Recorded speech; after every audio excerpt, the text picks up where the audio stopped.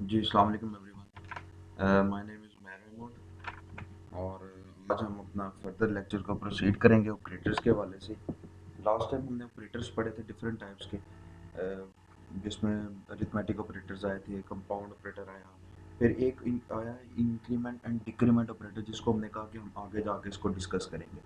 तो आज हम इसको डिटेल में डिस्कस करते हैं कि ये क्या चीज़ है। अब इंक्रीमेंट और डिक्रीमेंट ऑपरेटर, जैसे मैंने लास्ट टाइम बताया था, इंक्रीमेंट क्या करता है, वैल्यू में एक प्लस करता है।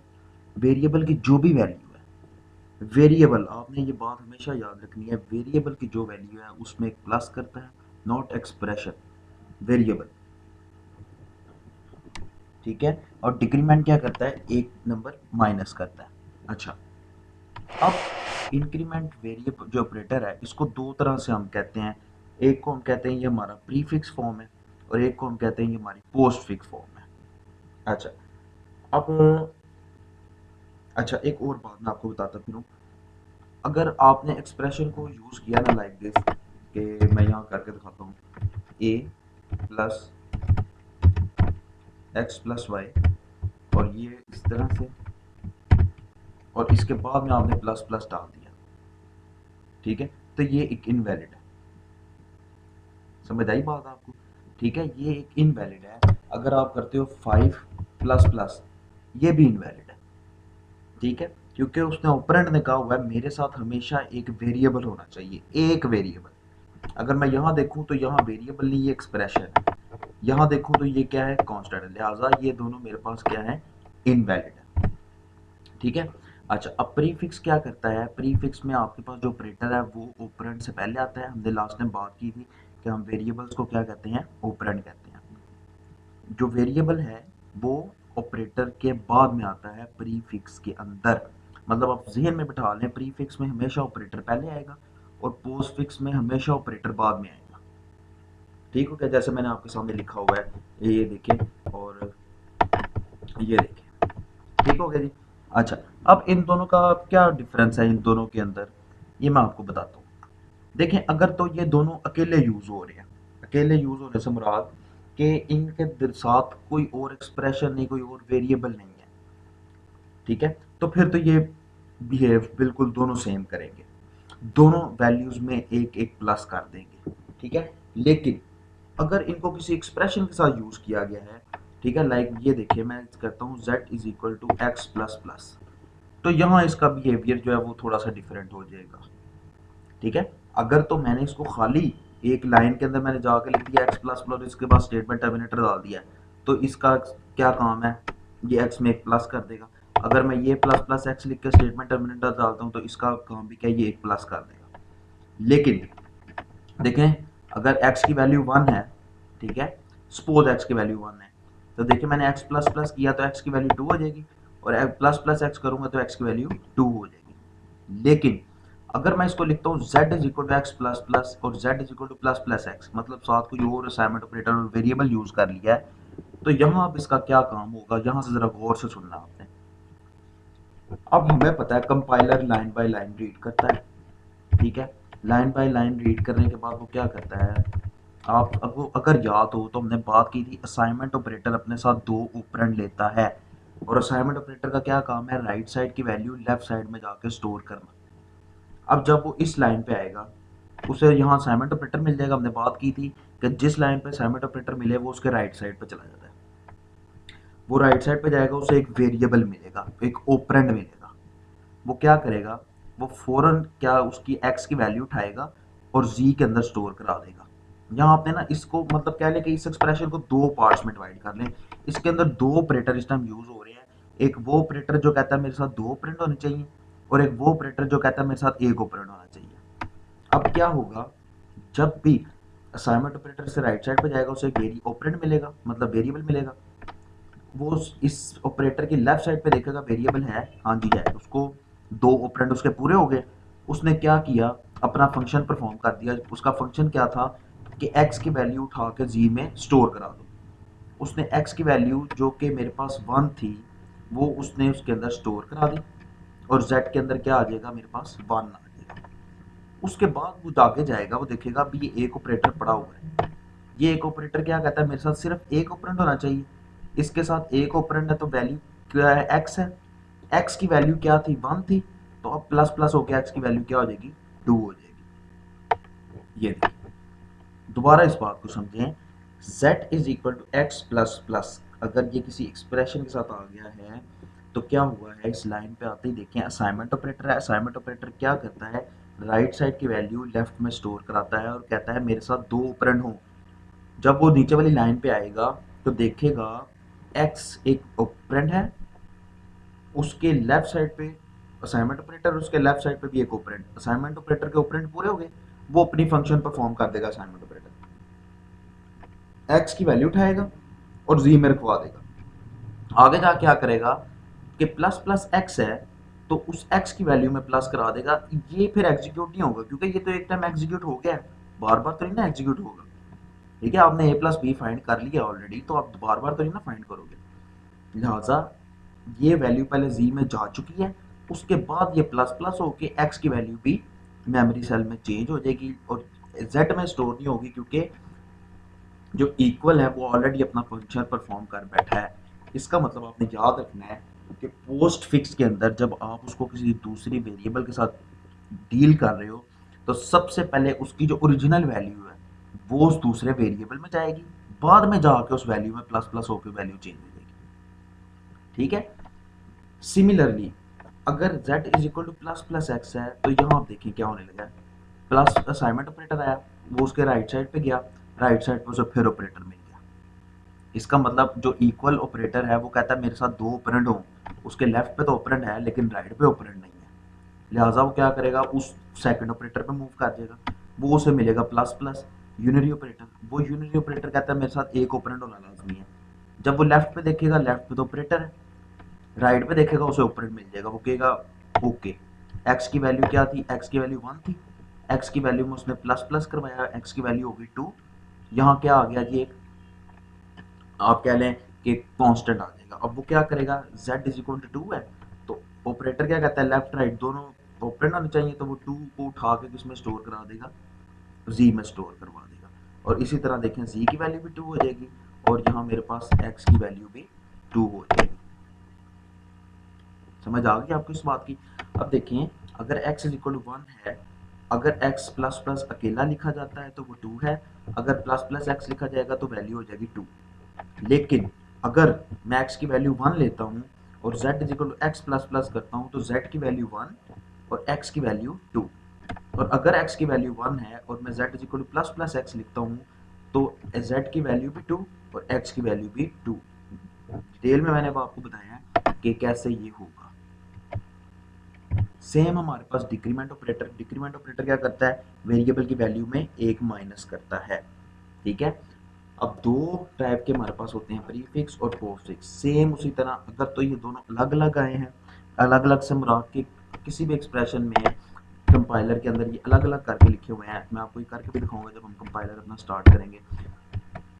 तो उस टाइम तो इसकी वैल्यू हो जाएगी, ए की वैल्यू सपोज 3 थी तो ए माइनस माइनस करके ए की वैल्यू 2 हो गई, अगर माइनस माइनस ए लिखा है तो ए की वैल्यू 2 हो गई है। लेकिन अगर b is equal to a minus minus लिखा हुआ है तो ये क्या करेगा, सेम उसी तरह उसके राइट साइड पे दोनों पे ऑपरेंड है, वो राइट की वैल्यू लेफ्ट में स्टोर कराएगा। ए की वैल्यू क्या थी 3, बी में 3 चला गया और उसके बाद ये वाला ऑपरेटर क्या कहेगा कि मेरे साथ ऑपरेंड दो तो उठा। ठीक है जी, और अगर हमारे पास क्या आता है b is equal to plus plus a आता है तो देखें इक्वल के बाद दोबारा ऑपरेटर है तो वो ऑपरेटर क्या है, ये इक्वल ऑपरेटर क्या कहते हैं, असाइनमेंट ऑपरेटर मेरे दोनों साइडों पे ऑपरेंड होने चाहिए, जबकि इसके साइड पे ऑपरेटर है तो ये प्लस प्लस ए पहले परफॉर्म होगा, प्लस प्लस ए से ओ सॉरी ये प्लस प्लस मैंने लिखा हुआ है माइनस माइनस है, माइनस माइनस ए परफॉर्म होगा जो कि क्या हो जाएगा 2 और फिर वो 2 बी में स्टोर हो जाएगा। तो देखें दोनों की वैल्यू क्या आ रही है, यहाँ 2 2 आ रही है, जबकि ऊपर देखें कि बी की वैल्यू क्या है 3 है और ए की वैल्यू क्या है 2 है। लिहाजा आपने ये बात याद रखनी है कि पोस्ट फिक्स के अंदर अगर आपने किसी दूसरी वेरिएबल के साथ यूज़ किया है तो सबसे पहले वो वैल्यू उस वेरिएबल को जाएगी, बाद में उसके अंदर प्लस प्लस या माइनस माइनस होगा।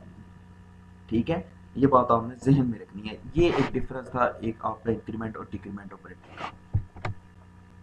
अब बात आ जाती है प्रेसिडेंस की। मैथ के अंदर हम कोई भी एक्सप्रेशन अगर सॉल्व कर रहे हैं तो हम कहते हैं कि अगर ब्रैकेट्स प्लस माइनस डिवाइड इकट्ठा आ जाए तो उसको किस तरह से सॉल्व करना है। तो इसके अंदर भी सेम है कि फर्स्ट हम ब्रेसेस को सॉल्व करते हैं, फिर मल्टीप्लाई डिवाइड को सॉल्व करते हैं और फिर प्लस माइनस को सॉल्व करते हैं।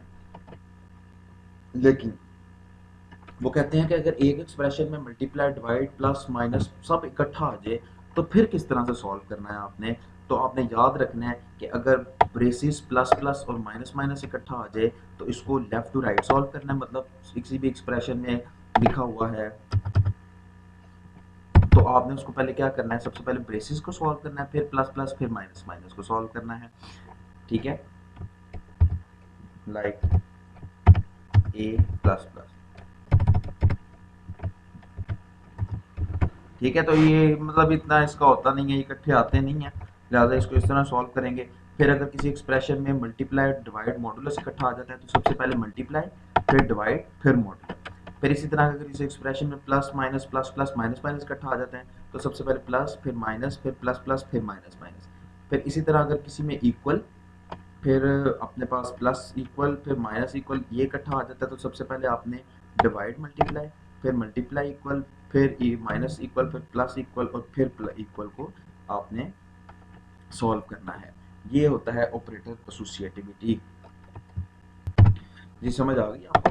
लाइक मैं आपको एग्जांपल देके बताता हूँ। 20 फिर मल्टीप्लाई, फिर ब्रैकेट, फिर आ गया जी 14, फिर आ गया g divided, divided by bracket 5 minus 2, या आप ऐसे कर लें इसको 5 प्लस 2 कर लें। ठीक हो गया। उसके बाद फिर ब्रैकेट क्लोज, उसके बाद प्लस और उसके बाद हम 10 लिख लेते हैं। तो ये किस तरह से सॉल्व होगा, सबसे पहले देखें ये ब्रैकेट मिल रही है मुझे, एक ये ब्रैकेट और एक ये, इसके अंदर फिर ब्रैकेट है 5 प्लस 2। तो सबसे पहले मेरे पास 5 प्लस 2 सॉल्व होगा। ठीक है, लाइक सबसे पहले मैं 5 प्लस 2 लिखता हूँ तो क्या हो जाएगा 20 multiply by bracket start 14 divided bye 5 plus 2 7, 7 bracket close plus 10। क्योंकि हमने कहा था कि अगर किसी में आ जाए सबसे पहले हम ब्रेसेस सॉल्व करते हैं, ब्रेसेस में हम जो भी था हमने उसको सॉल्व कर लिया। अब मेरे पास ये एक्सप्रेशन आ गया, अब इस एक्सप्रेशन में फिर मेरे पास ब्रेसेस है। ठीक है, तो यहाँ मेरे पास क्या आ जाएगा 14 divided by 7 is equal to 2, 2 plus 10। अब देखिए मल्टीप्लाई भी आ गया और प्लस भी आ गया, तो इन दोनों में प्रेसिडेंस किसकी ज़्यादा है, सबसे पहले मल्टीप्लाई की। तो 2 मल्टीप्लाई बाय 20 क्या हो जाएगा 40, 40 प्लस 20 इज इक्वल टू 60। तो इस एक्सप्रेशन का आंसर 60 आएगा। इस तरह से आप ऑपरेटर एसोसिएटिविटी को सॉल्व करते हैं जब आपके पास सारे ऑपरेटर्स इकट्ठे आते हैं। समझ आ गई होगी आपको। एक होती है इस चीज़ के अंदर कमेंट्स। कमेंट्स क्या होते हैं मैं आपको बताता हूँ। देखिए आप प्रोग्रामिंग कर रहे हैं, प्रोग्रामिंग करते करते आपने 100 लाइन्स का कोड लिखा है।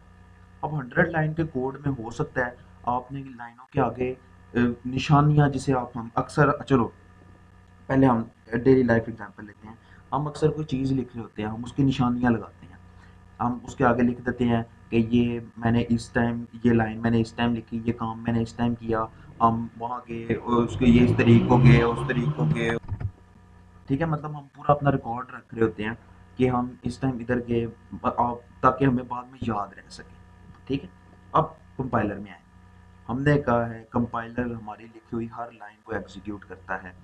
अगर हमारी हर लिखी हुई लाइन को एग्जीक्यूट करता है तो अगर मैं किसी लाइन के आगे कोई अपनी अपनी मर्जी का कोई सेंटेंस लिख लेता हूँ तो वो तो बड़ा काम खराब हो जाएगा। ठीक है, वो तो कंपाइलर तो उसको ट्रांसलेट कर देगा। ठीक है, लाइक मैं लिखता हूँ a z is equal to x plus Y.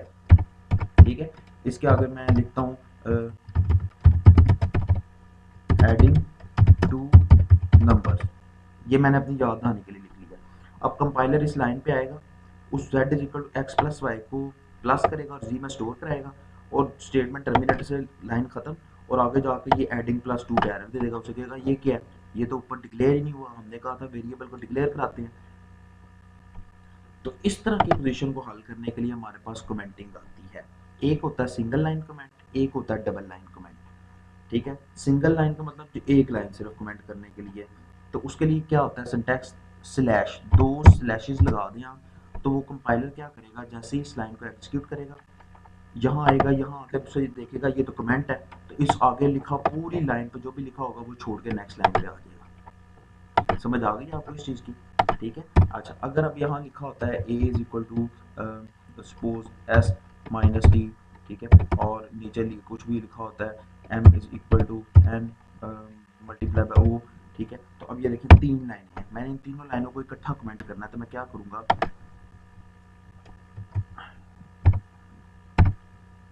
मैं यहाँ फॉरवर्ड स्लैश मल्टीप्लाई का निशान डालूंगा, और जहाँ तक मैंने उसे कमेंट करना है वहाँ जाके फिर मल्टीप्लाई और फिर फॉरवर्ड स्लैश को मैं लिखूंगा।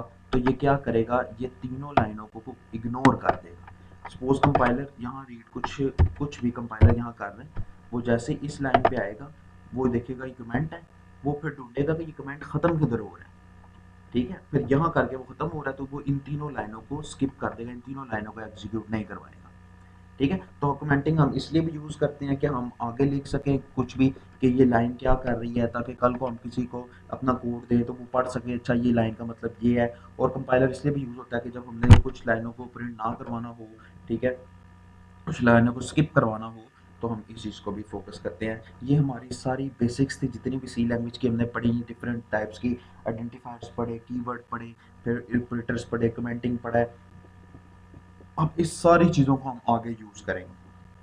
नेक्स्ट ट्यूटोरियल से मैं आपको सिखाऊंगा कंपाइलर किस तरह डाउनलोड करते हैं, और फिर हम अपनी इंशाल्लाह जो कोडिंग है वो अपना नेक्स्ट जो जितने भी कॉन्सेप्ट्स हैं वो स्टार्ट करेंगे, साथ साथ कोडिंग भी करके देखेंगे। कोशिश करूंगा पीछे ये जितना भी मैं आपको समझाया ये भी पहले मैं कोड करके दिखाऊँ आप लोगों को, ताकि मैं आप लोगों को समझ आ जाए कि कौन सी चीज़ किस तरह से हो रही है। तो उम्मीद करता हूँ आपको समझ आ गई होगी। तो काइंडली चैनल को सब्सक्राइब कर लें, बेल आइकन को प्रेस कर लें, ताकि नेक्स्ट कोई भी ट्यूटोरियल आए तो आप लोगों को फ़ौरन उसका नोटिफिकेशन आ जाए। Thank you so much. अल्लाह हाफिज़, टेक केयर।